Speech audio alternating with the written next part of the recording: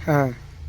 जय जिजाऊ जय शिवराय बांधवांनो, आज आपल्याला व्हिडिओचं कारण आहे की आज श्री क्षेत्र रामसगाव या ठिकाणी गेल्या वर्षी पावसाचा अचूक अंदाज देणारे तोडकर साहेब आमच्या या श्री क्षेत्र रामसगाव नगरीमध्ये आलेले आणि आम्हाला माहिती मिळतात आम्ही सर्व गावकरी या ठिकाणी त्यांचे आभार मानायला आलो की गेल्या वर्षी जे तुम्ही अंदाज दिला त्यामुळे जे शेतकऱ्याचं होणारं नुकसान आहे ते टळलं आणि शेतकऱ्याला पावसाच्या नियोजनाने शेती कशा पद्धतीने आपल्याला करता येईल या संदर्भाने आपला आढावा घेत अख्ख्या महाराष्ट्राला माहिती की तुमचा अख्ख्या महाराष्ट्राने तुम्ही जो अंदाज सांगितला त्या अंदाजानुसार शेती केली आणि प्रगती शेतकऱ्याचं जे हानी होणार आहे जे नुकसान होणार आहे ते नुकसान झालं नाही.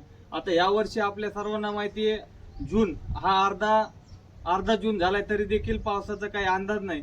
या वर्षीचं तुमचं काही अंदाज काय आम्हाला सर्वांना गावकऱ्यांना तुम्ही काय सांगताय? पुढे पुनश्च एकदा जय शिवराय. मित्रांनो, हे बघा, गेल्या वर्षी पावसाचं प्रमाण हे जवळपास महाराष्ट्रामध्ये दुप्पट राहिलंय इतर सालाच्या प्रमाणे. यावर्षी 90% एवढी त्याची कॅपॅसिटी आहे आणि तुम्हाला 5 मार्चच्या रिपोर्टमध्ये पण सांगितलंय. गत वर्षीप्रमाणे ह्या वर्षी पाऊस थोडा 7-8 दिवस लेट आहे आणि आतापर्यंत न्यूज असेल कुठल्याही गोष्टी असू द्या, दुष्काळाचं जे सावट चालू आहे, दुष्काळाचे जे संकेत सांगितले जातात, अवघ्या 3 दिवसांमध्ये परिस्थिती स्पष्ट होणार आहे. जे आतापर्यंत 20%, 10% जे पावसाचं प्रमाण तुम्हाला सांगत आलोय ते 10-5 ठिकाणी पडलं सुद्धा आहे. आणि पेरणीच्या ज्या काही तारखा दिल्यात त्या तारखा 20च्या आतमध्ये एकालाही दिली नव्हती आणि इथून पुढे सुद्धा शासकीय हवामान खात्याच्या अंदाजानुसार आपल्याला ती तारखेचं पालन करायचे. पण आता 22 तारखेपासून जे तुम्हाला सांगतोय ते ॲक्च्युली होणार आहे, कारण की त्या दिवशीपासूनच व्याप्तीचा जो काही प्रकार असतो म्हणजे एकाच तालुक्यामध्ये कमीत कमी अर्ध्याहूनही जास्त भाग घेणं त्याला म्हणतात 50% व्याप्ती, ही 22च्या संध्याकाळी जवळपास जालना जिल्ह्यातल्या सर्व तालुक्याला असणार आहे. जालनाच नव्हे तर आपण पश्चिम महाराष्ट्र, खानदेश आणि मराठवाड्यात सुद्धा सांगितलेली आहे. पण 22चा जो काही पाऊस आहे तो मराठवाड्याला सर्वाधिक जास्त व्याप्ती देणार असणार आहे. बीड, जालन्याचा हा टॉपला नंबर आहे. त्यानंतर 23 जी तारीख आहे या तारखेला जवळपास 70% ते 80% व्याप्ती आहे. त्यामुळे पहिला दिवस जो आहे 22 तारखेचा त्याला चांगलं पडू द्या, त्याची ओल पहा आणि मग 22च्या पावसाच्या नंतर 23ला तुम्ही पेरणी करा. आणि अजून एक महत्त्वाचा प्रश्न असा राहतो की मग हे 2-3 दिवस पडून उघडेल का? तर असं होणार नाही आहे. आता तर ॲक्च्युली कंडिशन अशी आहे की 22ला सुरू झाला तो 23ला पुन्हा वाढणार आहे, 24ला पुन्हा वाढेल आणि 25ला तो पुन्हा कमी होईल, कारण की मान्सूनचे वारे त्या दिवशी पुन्हा वाढणार आहे. पण मान्सूनचा जो काही दमदारपणा असतो तो 26-27ला 4-5 दिवस झडीसारखा असणार आहे. ॲक्च्युली कंडिशन जर तुम्हाला 22ला आणि 23ला वावणी पाऊस झाला तर पेरणी करायला हरकत नाही. आणि वावणी पावसावरती 2 दिवसात जरी पाऊस आला पेरणी झाल्याच्या नंतर तरी ती पेरणी सक्सेसफुल ठरते. पण आताची कंडिशन जर आपण पाहिली ना तर तुम्हाला ती पाण्याची व्याप्ती, तो पाण्याचा वळण भरेपर्यंत किंवा चांदण भरेपर्यंत त्याच्या अगोदर पेरण्या करू नका, कारण की जमिनीची जी काही आग आहे ती खडकापर्यंत भाप होण्याची क्षमता ठेवते. त्यामुळे पहिल्या पावसावरती पेरण्या करू नका, दुसऱ्या पावसावरती पेरण्या करा. म्हणजे 22ला फुल होऊ द्या आणि 23ला पडलेल्या पावसानंतर 24ला पेरण्या करा.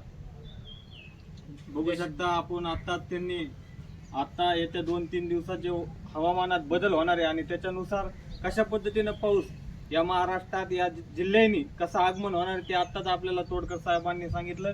खरंच तोडकर साहेब तुमचं मनापासून आमच्या गावकऱ्याच्याच वतीनं नाही तर अख्ख्या संबंध महाराष्ट्रातील शेतकऱ्याच्या वतीनं आम्ही आभार व्यक्त करतो की तुम्ही सखोल असं मार्गदर्शन या ठिकाणी केलं. आणि या वर्षभराचं शेड्यूल बघता पावसाचं प्रमाण कसं राहील?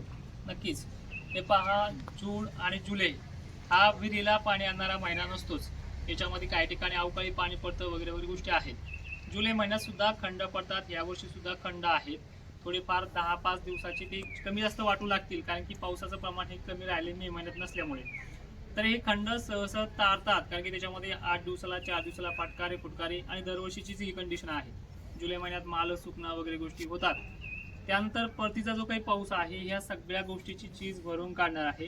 एक्झॅक्टली हा जो काही 22-23च काळ आहे याच्यावरती तुम्हाला समजून जाईल की पाऊस काळ कसा राहणार आहे. आणि जुलै महिन्याचा खंड एक 15 दिवसाच्या आसपास राहू शकतो. 14 दिवस 15 दिवस सहज कटतात माल असलेल्या शेतामध्ये. ओल्यावा 8 दिवस टिकून राहतो. 8 दिवस थोडी हारपळ होते, पण 15व्या दिवशी पाऊस ॲक्टिव्हिटी दाखवणार आहे. त्यानंतर परतीचा पाऊस ह्या उष्णतेमुळे मोठ्या थेंबाचा पडणार आहे. त्याची प्रचिती आपल्याला 22-23 ला सुद्धा पाहायला मिळू शकते की पुढे चालून परतीचा पाऊस कसा राहील. आणि एक महत्त्वाचा आहे दुष्काळ. दुष्काळ हा एक महिना ठरवत नाहीये. गेल्या वर्षी सुद्धा पाऊस 15-13 जूनला पेरण्या झाल्या होत्या. यावर्षी 7-8 दिवस लांबतात. पण मला एक म्हणायचंय, पंढरपूरची यात्रा फिरेपर्यंतही कधी कधी पेरण्या आल्या नाहीत. असे साल महाराष्ट्राला नवीन नाहीत. त्यामुळे हे सुद्धा काही लय नवीन नाहीये. येत्या 2-3 दिवसात चित्र स्पष्ट होईल. घाबरू नका, काळजी करू नका. आणि विषय विनंती अशी चांगली ओळ झाल्याशिवाय पेरणी करू नका. 2 दिवस त्याला पडू द्या. धन्यवाद. धन्यवाद. सखोल असं मार्गदर्शन तुम्ही या ठिकाणी संबंध महाराष्ट्रातील शेतकऱ्यांना केलं. आणि खरंच शेतकरी हा दमदार असतो. तुमच्या सारख्या विश्वास माणसावर किंवा अभ्यासावर विश्वास ठेवून यापुढं गेल्या वर्षी देखील शेतकऱ्यांनी विश्वास ठेवून शेती केली आणि फायद्यात राहिला. तसंच ह्या वर्षी सुद्धा आम्हाला अपेक्षा आहे की तुम्ही जे आम्हाला मार्गदर्शन केलं अभ्यासानुसार याचा देखील यावर्षी फायदा होईल. संबंध महाराष्ट्राच्या वतीनं पुन्हा एकदा तुमचे आभार व्यक्त करतो. धन्यवाद. जय जिजाऊ, जय शिवराय. जय शिवराय. हे फोटो काढा सगळे.